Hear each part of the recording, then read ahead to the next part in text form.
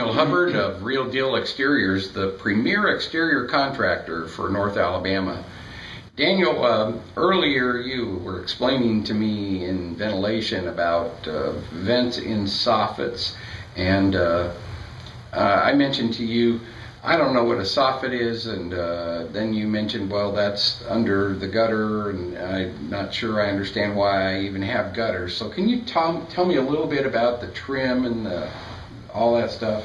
There's the elevations or have a perimeter around your home. I got that. And it's either a gable, which is an eave, a gable end, which is triangular in shape, and or you have an eave, which is where your soffit's intake ratio, the intake exhaust ratio I was talking about, is a ventilation procedure where you have exhaust come out the high parts of the roof and the intake comes in at the wall area, basically at the top of the wall where your overhang is. That's called an eave. It could be 12, 16, 20, 24 inches. And that's the soffit under there? Yeah, the soffit is the component underneath. It could be wood, and which would require maintenance and painting, and is usually inadequate for its ventilation because it has a limited, what we call a louvered vent underneath, and they're usually sparse or very few, and they're painted over, and they're limited function. So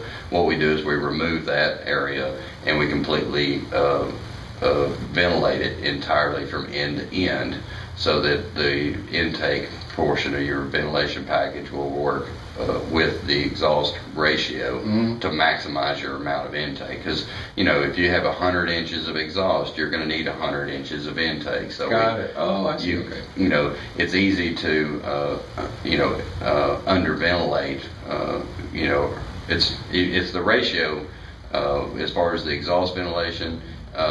You can never supersede it with the intake. As much as you can get is how much you're going to draw through a straw, basically. You can't suck a turkey through a straw is what I tell people. So we try to get those ratios correct. And also that outer part of the fascia is what it's called, on the eaves where the overhang is usually where your water management system comes in, like a gutter system or a rain diverter or whatever.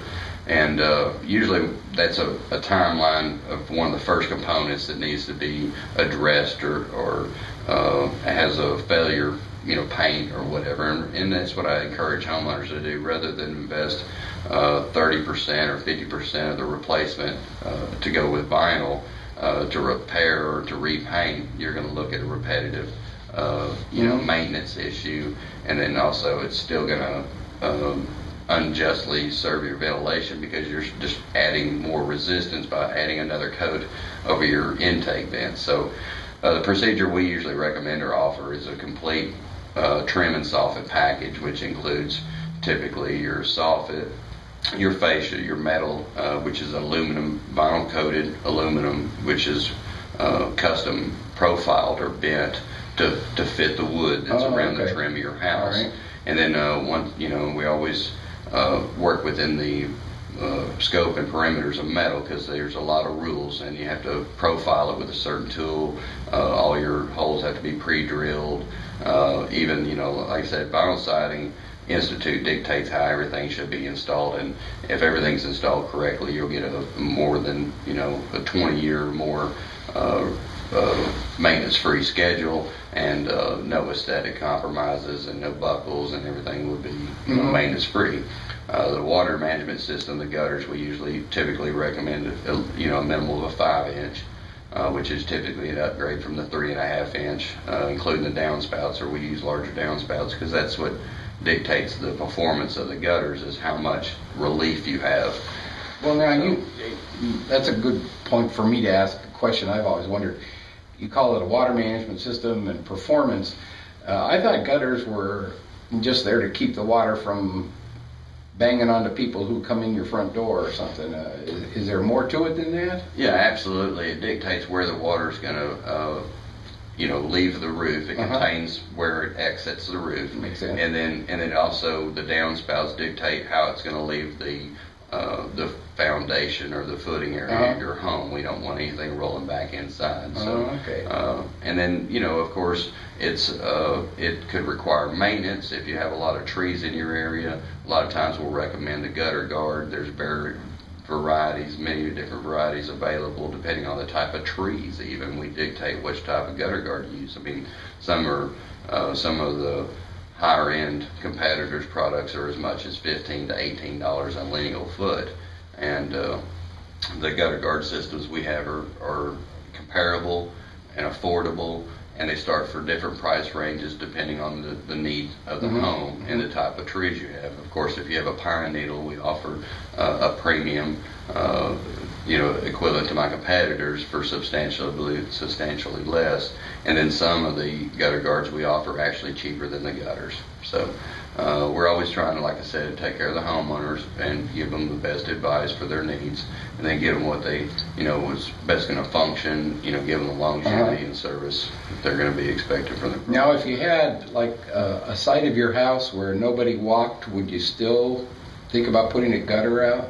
Or I would recommend gutters completely around the house, and there are certain, that's where the devil's in the details. You can have a difference between a good gutter job and a bad gutter job is in the splash guards. A lot of time, that's where your high water areas are susceptible to jumping your gutters or making your gutters ineffective. So we use certain components called inside corner splash guards, which prevent the from it getting on your guest or over jumping the gutter. So a lot of those times certain walls and certain elevations of your home have more water volume exiting the roof, so it requires special attention. That's where the quality of work, and then slope, correct slope. You have a long elevation. You want to make sure you have a correct crown. Your slope's correct where it's going to fall to your gutters, and you're going to have gutters backing up. So it doesn't sit in the middle of the gutter. It drains towards the. Absolutely. I see. And that's one of the reasons why gutters typically fail is because all the joints with a seamless gutter, there are no joints. They're minimal. Your end caps, inside corners, and if you have proper flow in your gutter systems, it's not going to rise up high enough to overload the sealing process. I see. The seal only works is if it's not pressed to be utilized all the time. So that's where flow, gutter and water management and gutter flow system is important. So soffits and the gutters are on what did you call it again? The fascia? Yeah, soffit, fascia, and gutters we offer. That's a whole different part of my house then, somewhere between the siding and the roof. Exactly, between the siding and the roof. And like I said, usually when we service a roof, we do things, service a home, we do things in order. Of course, the roof is the most important part. And then the trim, soffit, gutters, water management would be second, then windows, and then siding, and then of course we'd like to enhance the amenities of your home, like a porch or a deck. So I think I'm starting to understand the term exterior contractor. Absolutely, it's more than roofer plus. It's actually a real engineered approach to looking at my home. Or again, as we talked about before, you're the home mechanic. Yep. One that takes care of your home, makes it beautiful. And that's why, again, get real. Yep, if your home could talk, it'd tell you get real deal exteriors.